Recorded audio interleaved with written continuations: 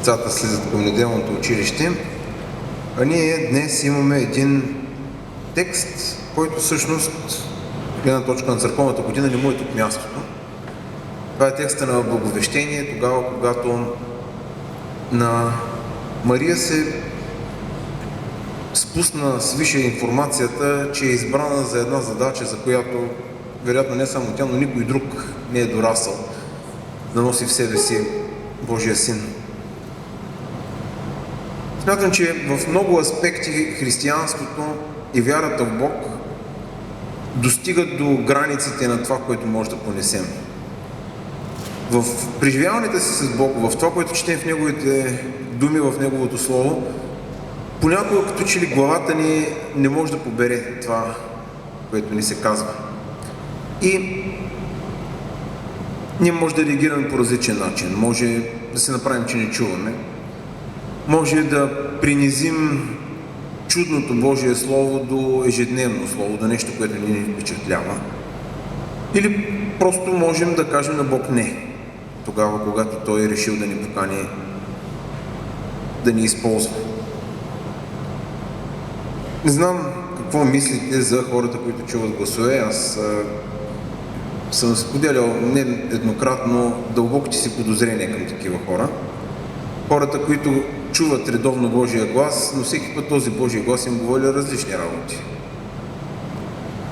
Не знам дали когато един човек чуе Божия глас, трябва да благодари на Бог, че го чува, или да потърси квалифицирана помощ. Не знам дали вие сте изпадали в такава ситуация, в която да се чудите дали Бог ви говори или нещо не са ви издържали нервните връзки. Един шофьор бил спрян от полицейски патрул за превишена скорост и по-младши от полицаите слязал и му казал: господине, ще си дадете ли книжката? Шофьор казал: аз нямам книжка, защото след петото санкциониране за каране в нетрезво състояние ме взеха. Имате ли документи за автомобила? Аз нямам документи за автомобил, защото автомобила го откраднах, но мога да ви ги дам, тъй като видях, че документите са в жапката. Видях, че са в жапката тогава, когато си сложих там пистолета. Аз си сложих там пистолета тогава, когато застрелях собственичката на автомобила, която сложих в багажника. Полицаят си изкарал пистолета, извикал началника си, който бил все още в патрулката, и му казал: поискай му документите. И началника слязал, казал: може ли да ми дадете вашите документи? И човек казал: заповядайте, ето ми е книжката и документа за собственост. И началникът казал: колегата ми каза току-що, че имате труп в багажника. И шофьор казал: да, сигурно ви е казал, че съм карал с превишена скорост. Понякога чуваме едни неща и после си казваме дали наистина ги чух или си въобразявам някакви работи. Дали не ме лъжат сетивата ми. Дали не е подведен разума ми. Дали не съм достигнал до някаква граница, която по-хубаво да не прекрачвам, защото нормалните хора не прекрачват такива граници. В Библията ни са разказани много чудни истории, но трябва да признаем, че около Христос са най-чудните от тях, а чудесата около Неговото раждане са буквално на всяка крачка. Историята за Христовото рождение ни е разказана в две от Евангелията, в Евангелието на Лука и това на Матей. И в двете Евангелия ни са показани двете гледни точки. В Лука ние четем за гледна точка на Мария.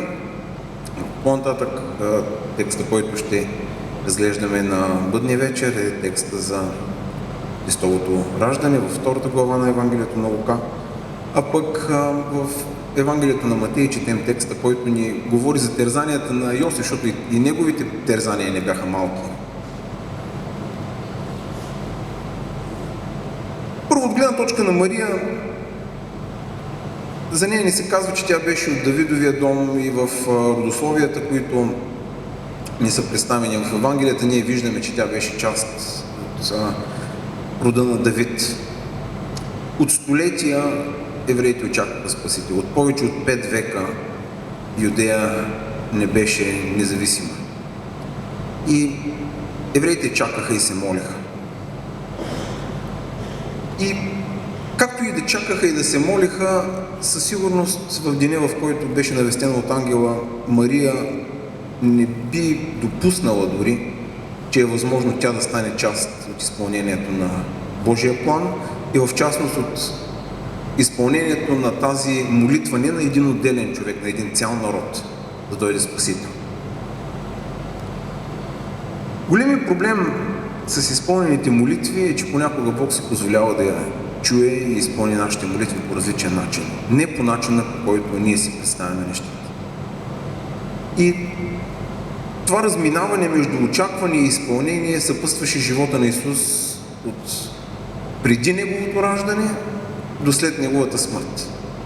Защото Той някак си се размина с очакването на евреите като Спасител. В едно бедно работническо семейство, според старата формулировка, беше роден. Живя някакси в страни от реалността на голямата еврейска политика и религия. Беше заобиколен от посредствени хора. Ние си говорихме за това през изминалите седмици, за разминаването между очакванията, между това, което хората биха определили като ценно, един лидер, който биха следвали, и Исус. Със сигурност беше много объркващо за Мария да бъде избрана с такава важна задача да роди Спасителя, да роди Божия Син. И е интересно, че тя се съгласи. Независимо от достатъчните основателни причини, тя да каже: не аз, Господи. Някоя друга, някоя по-достойна, някоя, която заслужава. Според еврейската традиция за възрастта за женене, тя беше вероятно в ранните тинейджърски години.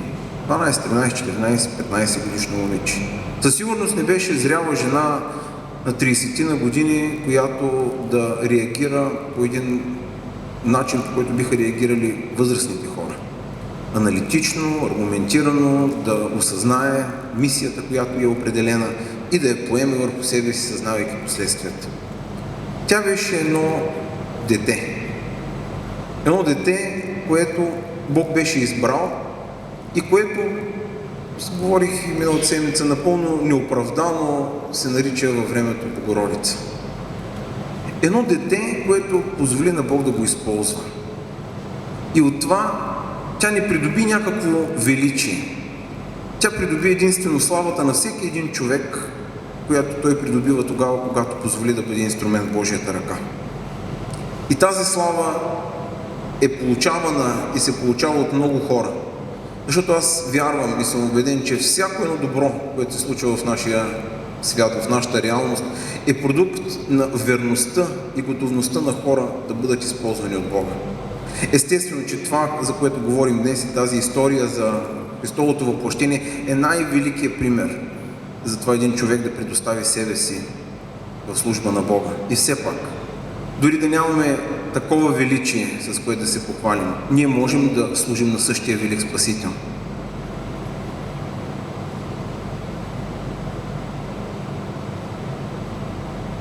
Мария определи себе си като слугиня. Една слугиня, която е готова да предостави себе си в служба на Бога. 38 стих четем: ето Господнята слугиня пред тебе, нека ми бъде според твоите думи.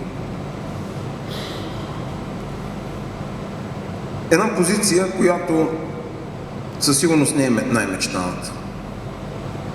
Да бъдем слуги. Да бъдем тези, които безропотно и покорно да изпълнят волята на Бога. Без да я коригират, без да я напасват на собствената си представа за правилност и за целесъобразност, просто да се подчиним на Бога. Когато говорим за Божия воля, единственият правилен подход е безусловното подчинение. Само изпълнявайки Божията воля, ние можем да свършим нещо добро. И всеки един опит да съчетаем Божията воля със собствената си гледна точка обикновено ни кара с малко да не оцелим целта и има разрушителни последствия. Мария не оспори задачата, просто се подчини. Малко да хвърлим едно око на Йосиф. На Йосиф ситуацията беше още по-сложна.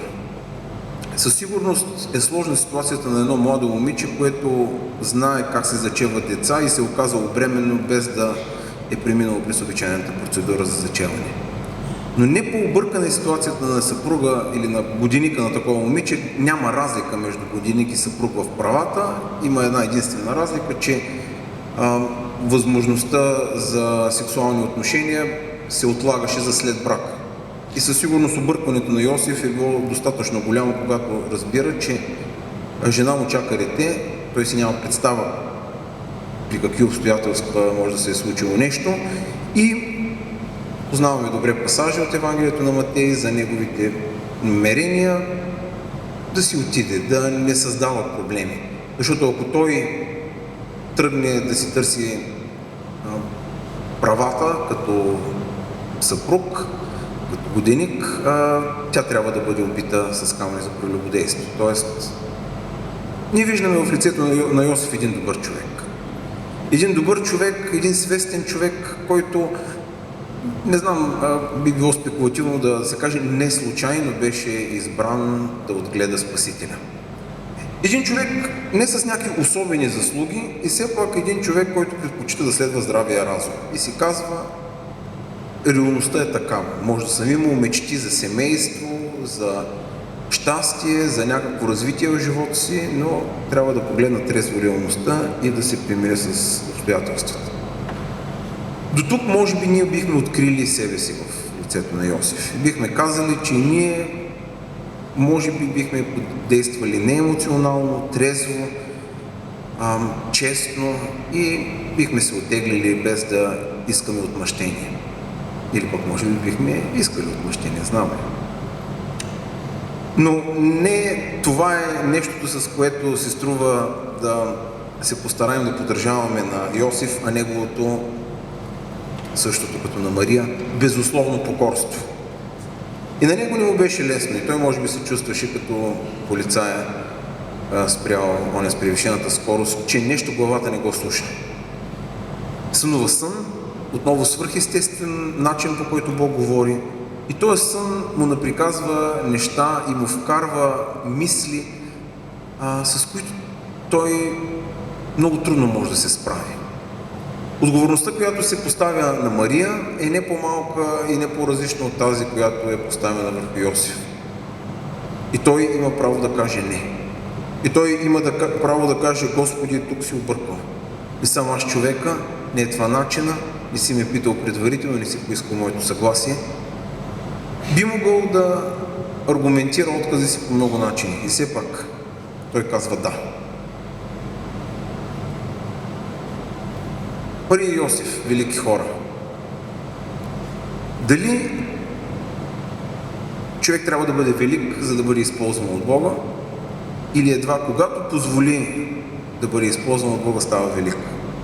Това е нещо, до което ме мъчи, разглеждайки днешната история. Не, че имам някакви предположения или надежди да бъда и аз използван от Бог по същия велик начин, по който са използвани героите от днешната история. Но не веднъж и два пъти съм си чулил какво прави човек подходящ за инструмент в Божията ръка.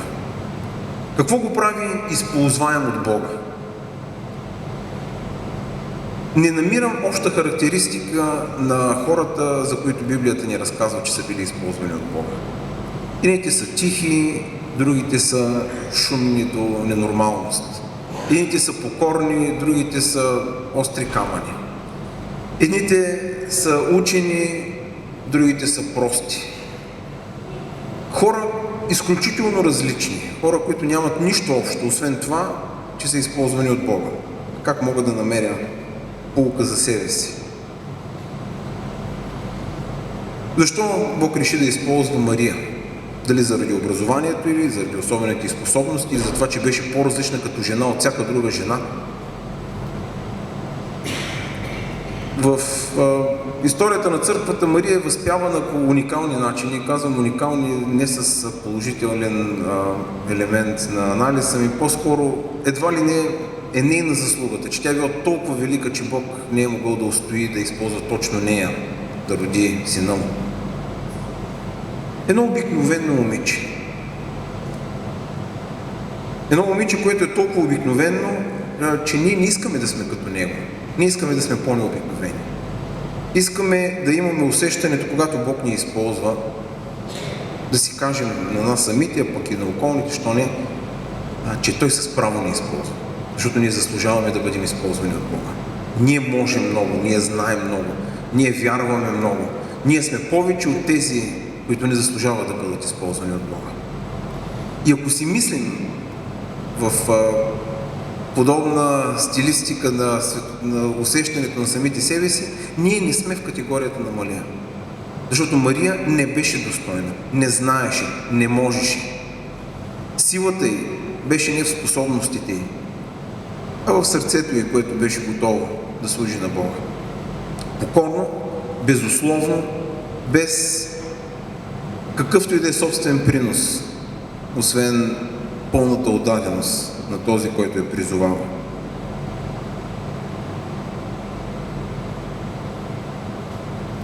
Може би Исус можеше да се роди в царски палат, можеше да се роди в по-добро семейство, да израсне в по-добри условия. Дори психоаналитиците биха казали, че Мойсей стана водачът не защото беше роден в бедно еврейско семейство, защото беше възпитан в фараонския двор. Може би Исус ще да постигне повече, ако Бог му беше избрал по-добри приемни родители. Моето лично мнение е, че колкото по-скромен и недостоен един човек, толкова по-добре може да бъде използван от Бога, защото няма да му пречи.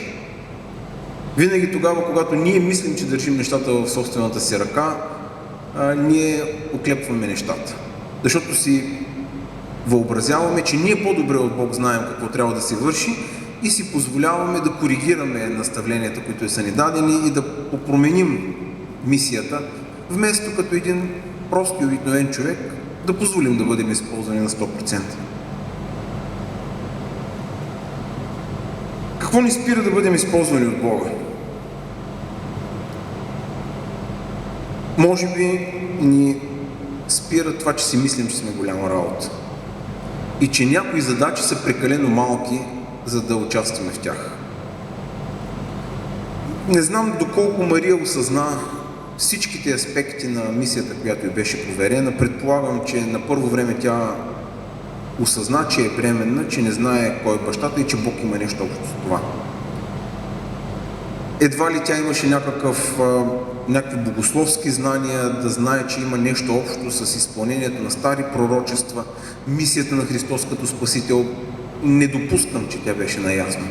Единственото, което и беше ясно, бяха сложните обстоятелства около нейната бременност. И това не е много хубава задача. Не е много достойна задача да носиш в себе си дете с неизвестен баща. И може би тя можеше да си каже, че предпочита да запази себе си за някоя по-достойна задача. Но Бог успява със своето величие да направи велика всяка мисия, която ни поверява. И така в нашия живот като християни Господ използва не хората, които са най-подготвени и най-подходящи, а хората, които са готови да му се поверят изцяло. Естествено, че Бог има план за живота на всеки един от нас. Естествено, че Бог знае кое е доброто за нас, но Той не ни го налага като някаква щанца, с която изрязва излишните елементи от живота ни. Той не ни нарязва според собствената си представа за това как трябва да изглеждаме. Той иска да извърви пътя на нашия живот заедно с нас. И от тази гледна точка поканата да служим на Бога е само покана. Тя не е заповед, тя не е съдба, тя не е нещо, от което да не можем да избягаме. Напротив, проблема е, че можем да избягаме. И може би голямата част от живота ни е бягането от Божия план за нас. Бягането от това в Божия план, което не ни харесва. От елементите, които се разминават с нашата собствена представа за живота ни. Или алтернативата е да се оставим в Божията ръка, като глината в ръката на гранчаря, която той може да формира, без да се допитва до нейното мнение за предназначението, което тя би желала да има, а изцяло собствената си идея. Най-голямата ми загадка, когато чета такива истории като днешната, пък изобщо когато разсъждавам по въпросите на вярата, е защо Бог иска да ни използва. Наистина ли е закъсал до там, че да има нужда от помощници като нас? И отговорът, който ми се набива в съзнанието е със сигурност Бог няма нужда от нашата помощ. Бог няма нужда от помощ. Няма задача, която да му е прекалено сложна, за която той да се нуждае от помощници. Единствената цел, с която той използва нашата помощ, нашето служение, нашата отдаденост, е заради самите нас. За да ни направи участници в градежа на своето царство. За да ни направи свои помощници. За да ни даде привилегията и честта да работим с него рамо до рамо. Което е чест за нас. Не знам дали е чест за него. Това е нещо, което Бог ни прави не защото иска да ни сложи на плещите един товар и един хомот, от който ние да издъхнем, както понякога може би усещаме товара на християнския живот. И по този товар ние в измъчена полуусмивка гледаме на себе си като хора, които приживе са станали мъченици. Не стоят така нещата. Бог го прави, точно защото прекалено много ни обича, за да ни остави на алтернативата, която би била да изживеем живота си за себе си. Ето един такъв живот би бил загубен, пропилян. Бог избира за свои служители хората, които са готови да платят цената. Какво струваше на Мария цената на това да се съгласи да бъде използвана от Бога? Подмятанията от нейните роднини, приятели, за това, че не е ясен бащата или че е забременяла преди сватбата.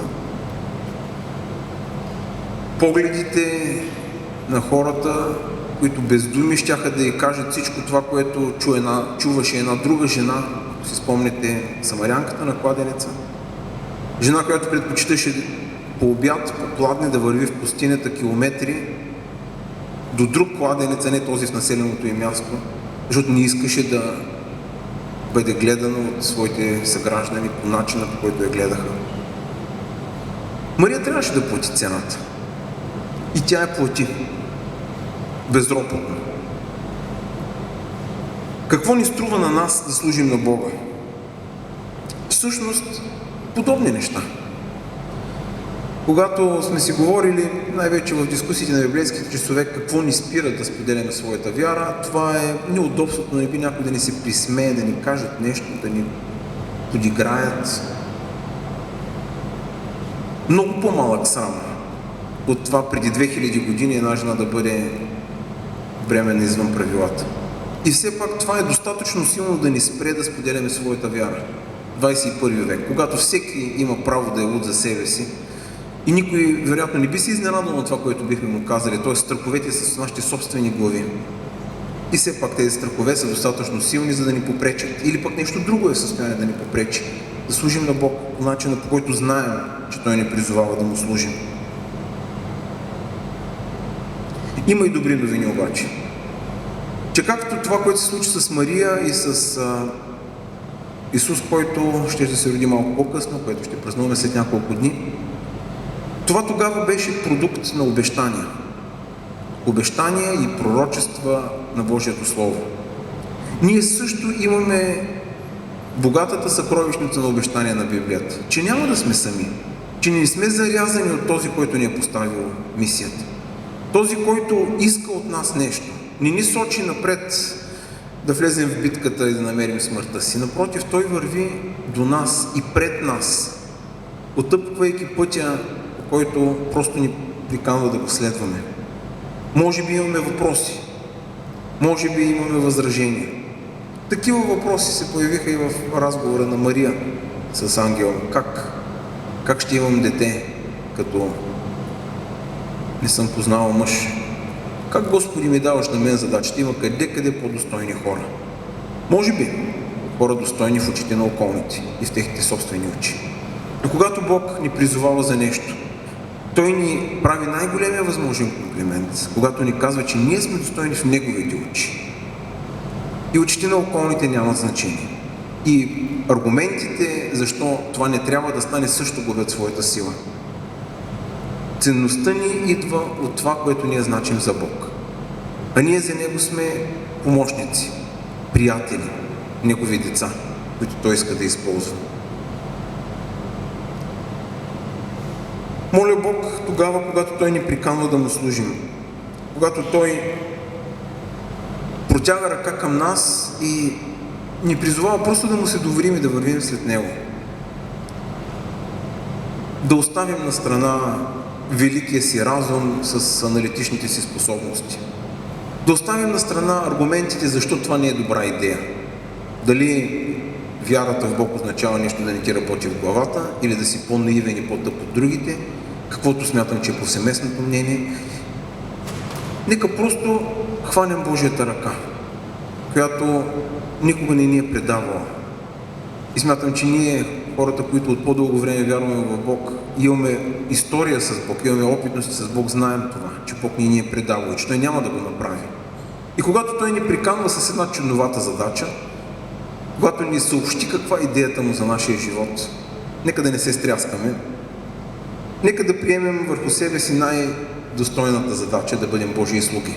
По-достойно от тази задача никой няма да ни възложи, повярвайте. И нека, минавайки сега през празника на Рождество Христово, да усетим радостта от раждането на чудото. Аз съм напълно убеден, че чудеса се раждат и 2000 години след това чудо. Чудеса се раждат в нашия живот, тогава, когато позволим на Бог да посее в сърцата ни, в мислите ни, в живота ни семето на чудото, семето на своето действие. Със сигурност да повярваш в Бог е въпрос на сериозно решение, на две взаимно изключващи се алтернативи. Но ще ви дам един жокер за взимането на правилното решение. Бог никога не е обичал отличниците. Винаги е обичал странните хора. Избираше си магарите, с които да говори. В отбора на Неговите ученици повечето бяха неграмотни, рибари. Рибарите не са хора, които са отдадени на хобито, а това са били в миналото хора, които нямат друг занаят и единственото, което могат да направят е да варят наличната във водата риба.